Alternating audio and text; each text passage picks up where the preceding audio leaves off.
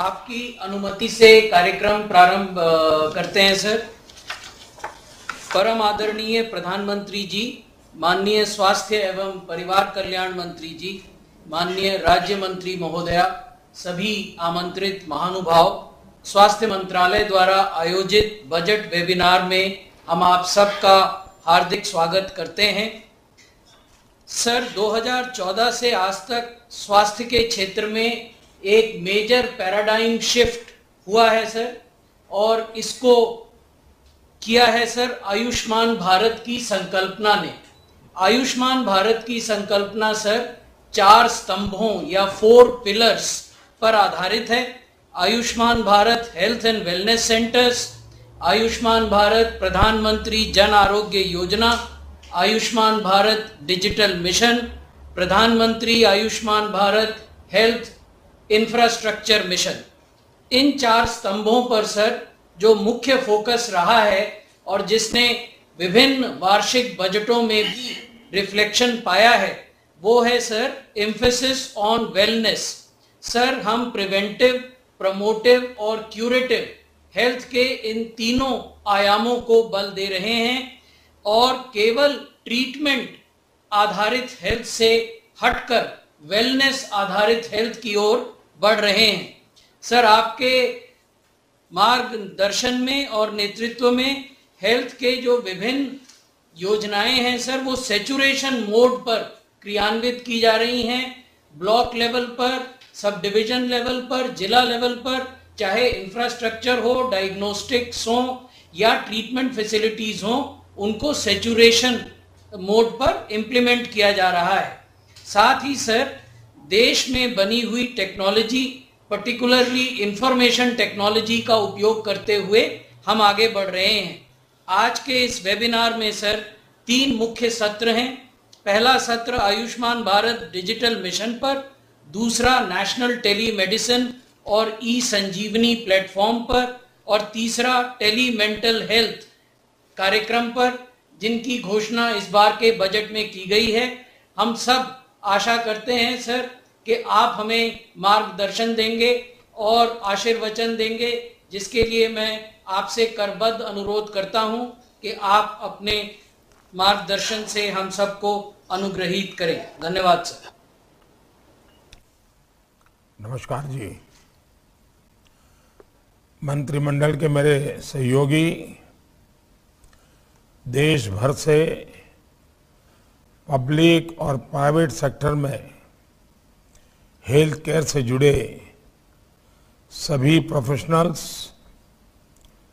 Paramedics, nursing, health management, technology और research से जुड़े सभी महानुभाव, देवी और सज्जनों,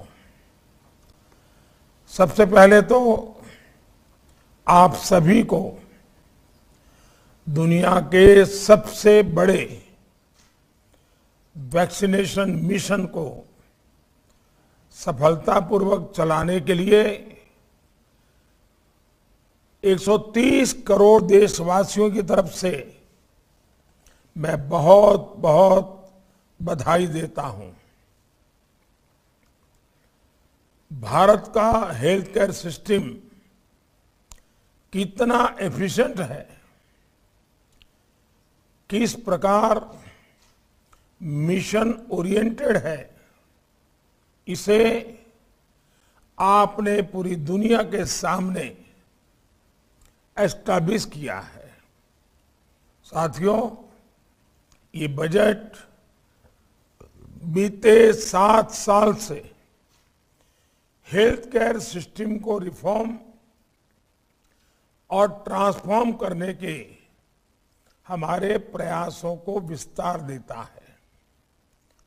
और जो बजट के शास्त्र के जानकार लोग हैं, वो इस बात को महसूस करते होंगे कि डे 1 से हमारी बजट हो या हमारी नीतियां हो, एक कंटिन्यूटी है और प्रोग्रेसिव अनफोल्डमेंट है।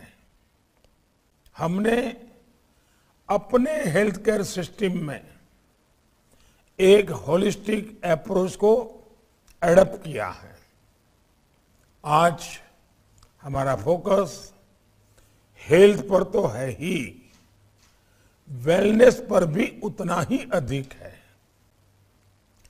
हम इलनेस के लिए जिम्मेदार फैक्टर्स को दूर करने, वेलनेस के लिए समाज को प्रोत्साहित करने और बीमारी की स्थिति में इलाज को इंक्लूसिव बनाने पर फोकस कर रहे हैं। इसलिए स्वच्छ भारत मिशन हो, फिट इंडिया मिशन हो, पोषण मिशन हो, मिशन इंद्रधनुष हो, आयुष्मान भारत हो, जल जीवन मिशन हो, ऐसे सभी इनिशिएटिव्स को हमें ज्यादा से ज्यादा लोगों तक लेकर जाना है।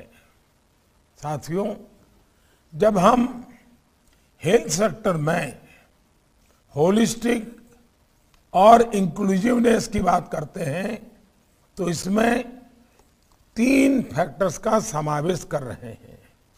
पहला, मॉडर्न मेडिकल साइंस से जुड़े इंफ्रास्ट्रक्चर और ह्यूमन रिसोर्स का विस्तार। दूसरा, आयुष जैसी पारंपरिक भारतीय चिकित्सा पद्धति में रिसर्च को प्रोत्साहन और हेल्थ केयर सिस्टम में उसका एक्टिव एंगेजमेंट। और तीसरा, मॉडर्न और फ्यूचरिस्टिक टेक्नोलॉजी के माध्यम से देश के हर व्यक्ति, हर हिस्से तक बेहतर और अफोर्डेबल हेल्थ केयर सुविधाएं पहुंचाना। इसके लिए हमने हेल्थ सेक्टर के बजट में काफी वृद्धि की है।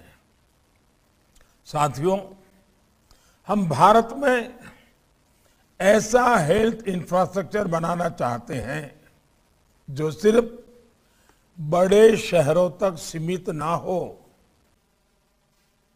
और आपने देखा होगा कि एक विषय लेकर के मैं लगातार दुनिया के सामने बात कर रहा हूं, खास करके कोरोना के बाद, और मैं कह रहा हूं वन अर्थ वन हेल्थ। इसी स्पिरिट को हमें हिंदुस्तान में भी वन इंडिया वन हेल्थ, इस मिशन को भी वैसे ही, यानी दूर दराज के क्षेत्रों में भी समान व्यवस्थाएं विकसित करना है। हमारा प्रयास है कि क्रिटिकल हेल्थ केयर सुविधाएं ब्लॉक स्तर पर भी हो, जिला स्तर पर भी हो, गांवों के नजदीक भी हो। इस इंफ्रास्ट्रक्चर को मेंटेन करना और समय समय पर अपग्रेड करना बहुत जरूरी है। इसके लिए प्राइवेट सेक्टर और दूसरे सेक्टर्स को भी ज्यादा ऊर्जा के साथ आगे आना होगा। साथियों, बेहतर पॉलिसी के साथ ही उनका इम्प्लीमेंटेशन भी बहुत आवश्यक होता है। इसके लिए जरूरी है कि ग्राउंड पर जो लोग पॉलिसी को उतारते हैं उन पर ज्यादा ध्यान दिया जाए। इसके लिए इस बजट में हमने 2 लाख आंगनवाड़ियों को सक्षम आंगनवाड़ियों में अपग्रेड करके उन्हें और सशक्त बनाने का प्रावधान किया है। यही बात पोषण 2.0 पर भी लागू होती है। साथियों, प्राइमरी हेल्थ केयर नेटवर्क को सशक्त करने के लिए 1.5 lakh health and wellness centres के निर्माण का काम भी तेजी से चल रहा है। अभी तक 85,000 से अधिक 85,000 से ज्यादा सेंटर्स रूटीन चेकअप, वैक्सीनेशन और टेस्ट की सुविधा दे रहे हैं। इस बार के बजट में इनमें मेंटल हेल्थ केयर की सुविधा भी जोड़ी गई है।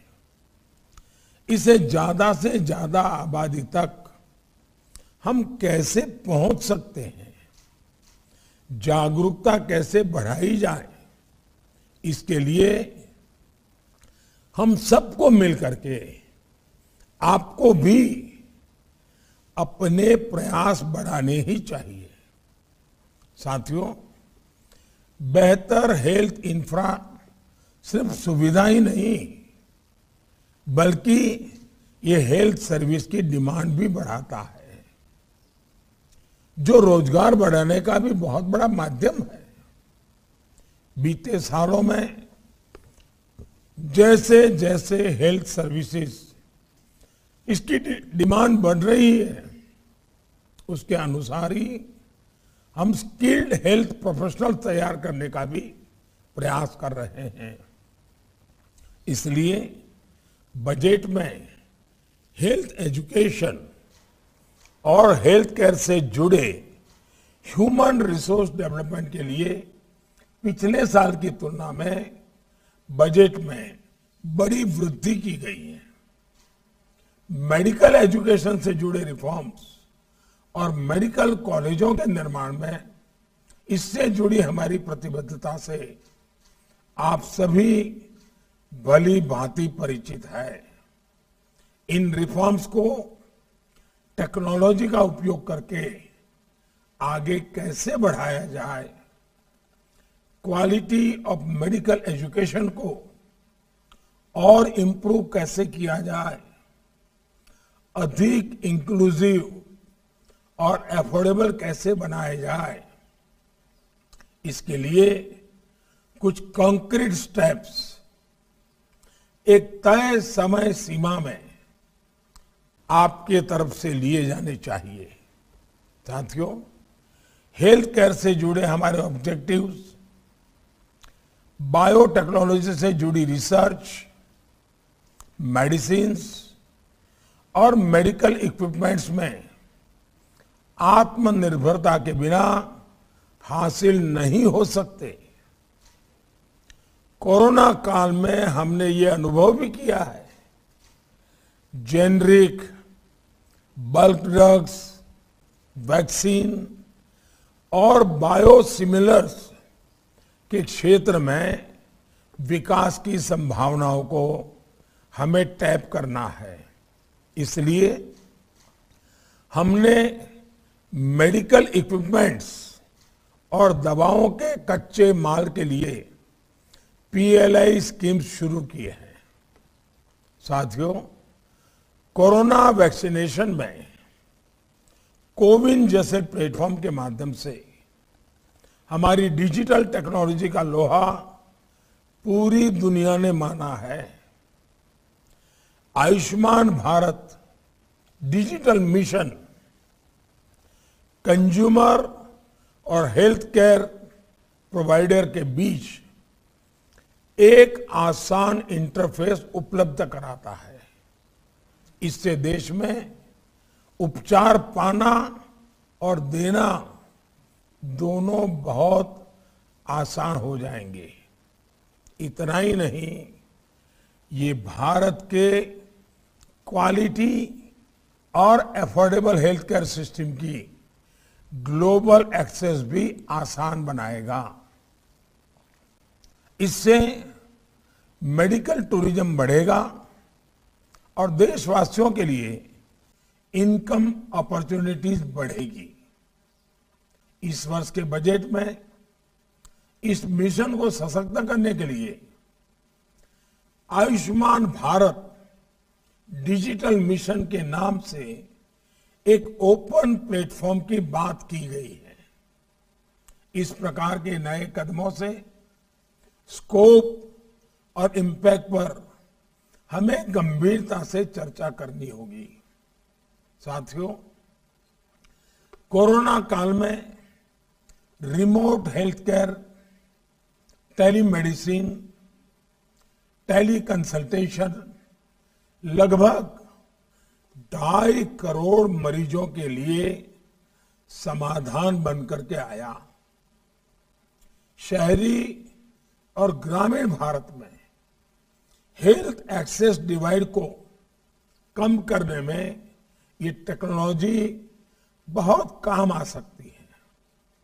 अब तो हम देश के हर गांव में फाइबर नेटवर्क पहुंचा रहे हैं। 5G टेक्नोलॉजी भी अब आने में देर नहीं होने वाली है। 5G टेक्नोलॉजी के उपयोग से रिमोट हेल्थ केयर को जमीन पर उतारने के लिए हमारे प्राइवेट सेक्टर को अपनी भागीदारी बढ़ानी चाहिए। हमारे गांवों में इतनी डिस्पेंसरीज हैं, आयुष के सेंटर्स हैं, उनको हम शहरों के बड़े प्राइवेट और पब्लिक अस्पतालों के साथ कैसे जोड़ सकते हैं, रिमोट हेल्थ केयर और टेली कंसल्टेशन को कैसे बढ़ावा दे सकते हैं, इस पर भी आपके सुझावों का हमें इंतजार रहेगा।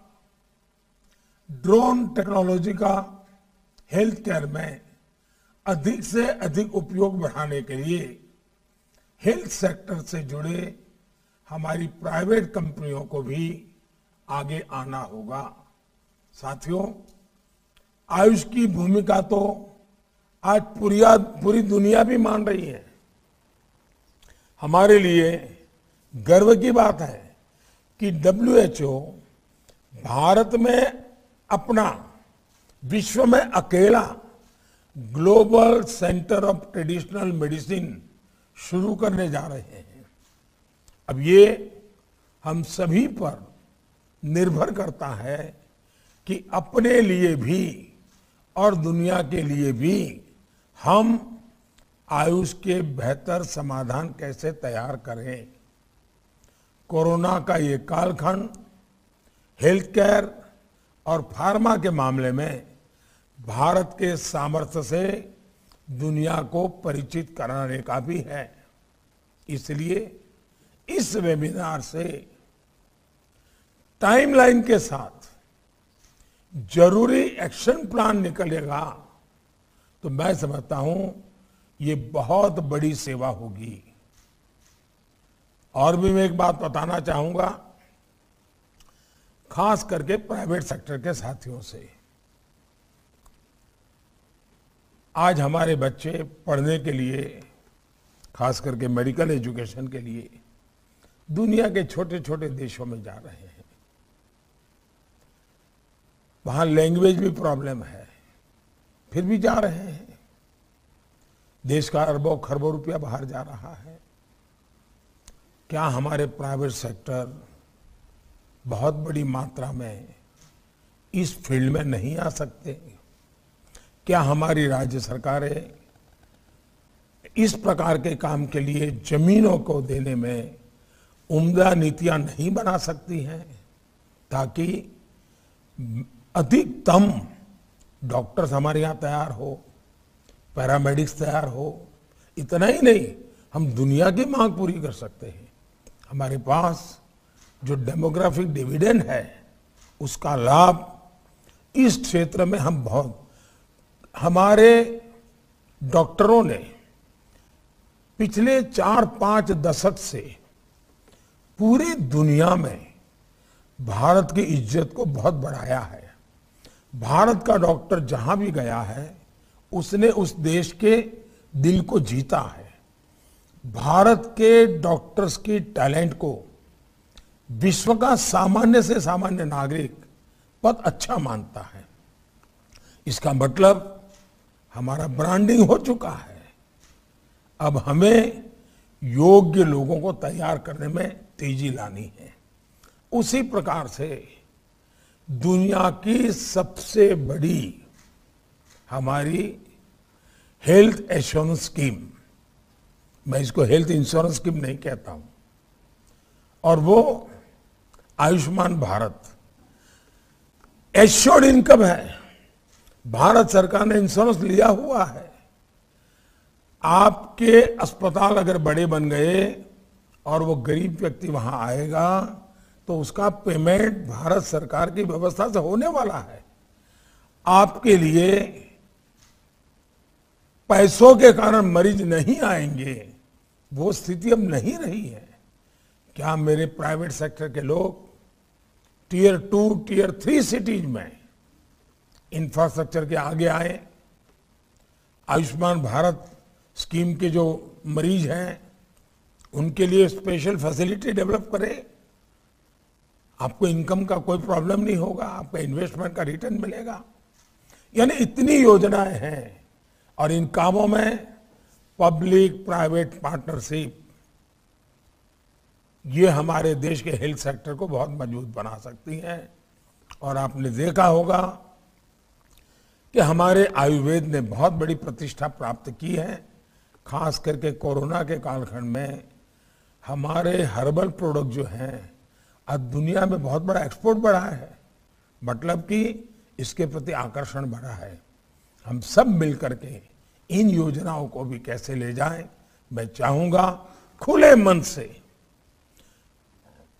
लीडरशिप रोल लेने के लिए, भारत को तैयार करने के लिए आप आइए।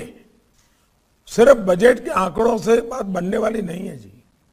और हमने अब बजट 1 महीना प्रीपोन करते हैं। क्यों करते हैं? क्योंकि हमें फरवरी और मार्च महीना बजट के सारे प्रावधानों के लिए योजनाएं तैयार करने में सुविधा हो। और 1 अप्रैल से ही हमारा नया बजट एक्चुअली जमीन पर फंक्शन करने लगे, ताकि हम कम समय में अधिक से अधिक आउटकम की ओर आगे बढ़ सकते हैं। मैं आप सबका बहुत आग्रह से अनुरोध करता हूं कि आज की इस चर्चा को जीवंत बनाइए। और मैं सरकार की तरफ से ज्यादा भाषणबाजी करने के पक्ष में नहीं हूं। मुझे तो आपसे सुनना है कॉन्क्रीट, क्योंकि इंप्लीमेंटेशन करने में कभी एक आध चीज छूट जाती है तो 6-6 महीने तक फाइलें घूमती रहती है। इस चर्चा से वैसी गलतियां कम से कम होगी। बहुत सरलता से चीजें इंप्लीमेंट करने के बहुत सी बातें हमारे अफसरों को भी, हमारी सिस्टम को भी बहुत अच्छा गाइडेंस मिल सका आपसे, ताकि चीजें हम लागू कर सकें। तो मैं चाहता हूं कि आज दुनिया हेल्थ कॉन्शियस इस संकट ने बहुत बड़ा बना दिया है, तब हमें ज्यादा ध्यान देने की जरूरत है। मेरी आप सबको बहुत बहुत शुभकामनाएं हैं। धन्यवाद।